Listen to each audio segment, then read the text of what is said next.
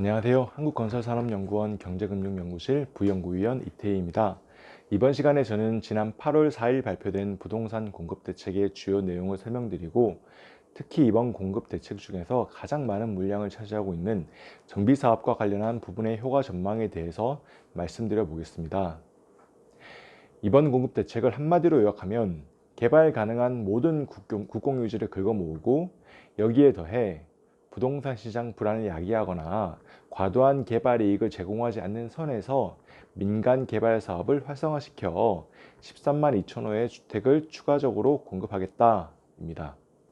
먼저 이번에 정부는 서울 또는 서울 주택 수요 대체 효과가 있는 지역에서 신규 개발 가능한 국공유지를 최대한 긁어모으다시피 했습니다. 이를 통해서 총 3.3만 호의 주택을 공급하기로 했습니다. 이는 태릉골프장, 용산 캠프김 등 도심 내 군부지, 서울지방조달청, 국립외교원, 정부과천청사 등 이전 적지, 상암 DMC 등 미매각 부지, 서부면허시험장, 노후우체국 등 기타 저이용 공공용지 등에 대한 개발로 구성됩니다.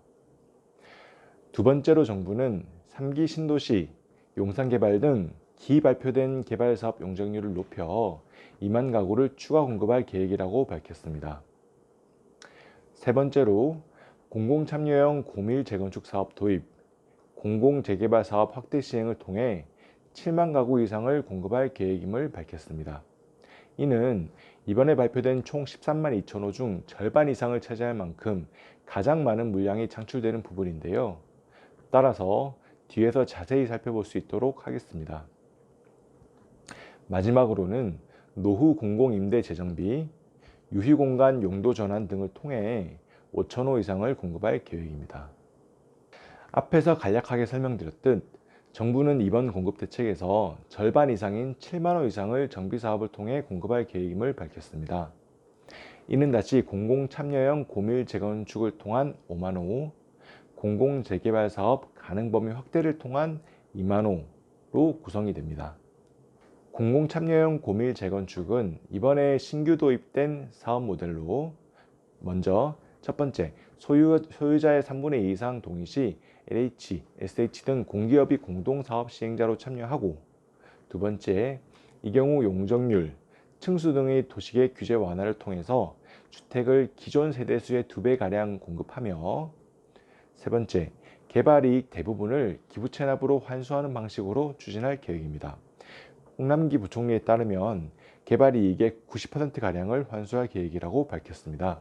이를 좀 더 간단하게 설명드리면, 소유자들이 동의한다면 용적률 300에서 500%의 고층 고밀 아파트를 짓게 해주겠다. 대신에 증가 용적률의 50에서 70%를 기부채납으로 환수하겠다. 그리고 이때 기부채납은 최대한 주택으로 받아서 이를 공공주택으로 활용해 보겠다입니다.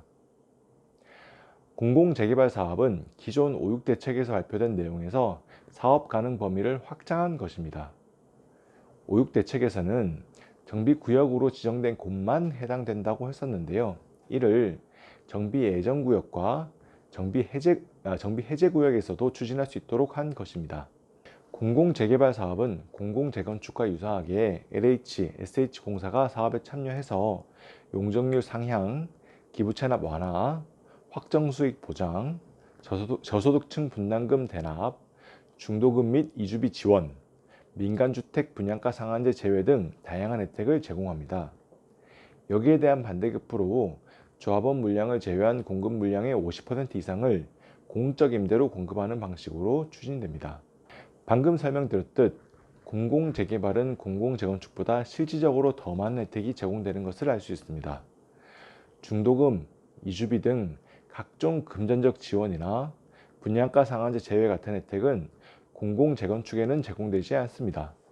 또한 의무적으로 공급해야 하는 임대주택의 수의 증가가 실질적으로 크지 않습니다. 이미 작년 말부터 국토부는 재개발 사업에서 임대주택 공급량을 기존의 최대 15%에서 30%까지 증가시킬 수 있도록 제도를 변경하고 있었고, 곧 시행할 예정이었습니다. 따라서 만일 제도가 변경된다면 임대주택의 의무 공급량이 공공재개발에서 말하는 조합원 물량을 제외한 50% 이상과 큰 차이가 없게 되는 상황이었습니다.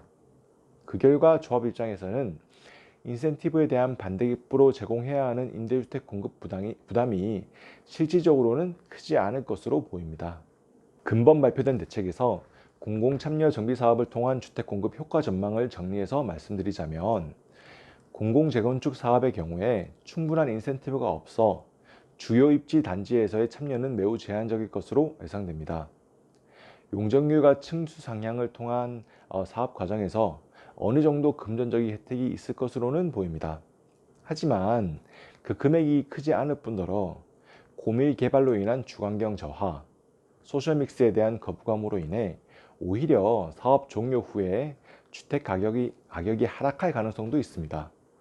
따라서 사업성이 부족하고 높은 추가 분담금 등으로 인해 민간 재건축 방식으로 사업 추진이 어려웠던 지역에서 제한적으로 긍정적인 검토를 할 것으로 보입니다. 따라서 소비자 선호지가 아닌 지역의 중층 고밀 단지 또는 재건축이 힘들어 리모델링을 검토하고 있던 단지를 중심으로 참여가 예상됩니다. 공공재개발은 상대적으로 높은 인센티브에도 불구하고 공공이 참여하게 되면 그 자체로 여러 정책적 리스크가 생깁니다. 따라서 기존 방식으로 사업이 무난하게 추진되고 있던 구역보다는 공공재개발이 아니면 사업 추진이 힘든 지역에서 많은 관심을 가지게 될 것으로 보입니다. 그 결과 근본 대책으로 사업 추진이 가능해진 예전구역과 해제 지역에서 많은 관심을 가질 것으로 예상됩니다. 그 이유는 예전구역의 경우에 사업 추진 동력이 약한 곳이 많고, 또 해제 지역의 경우에는 이 방식이 아니면 현 재개발 재건축 체계 속에서는 사업 자체가 매우 힘들기 때문입니다. 정비 사업의 경우 실제로 이어지는 시기에 대해서도 고민해 봐야 합니다. 앞에서 설명한 국공유예제에서 개발하는 것과는 달리 정비 사업은 사유지에서 추진됩니다. 또한 그곳은 많은 소유자들로 구성이 되어 있습니다. 따라서 조합의 특성상 의사결정으로 이어지는 시간이 상당히 길어질 가능성이 큽니다. 추진 과정에서 갈등이 생기는 경우도 많고, 따라서 정부가 의도한 5년 내 7만 가구 공급으로 이어지기는 상당히 힘들 것으로 예상합니다. 따라서 근본 주택 공급 대책에서 발표된 내용 중 국공유지 개발만 정부가 원하는 시간 내에 원하는 물량이 공급 가능성이 큰 것으로 판단하고 있습니다.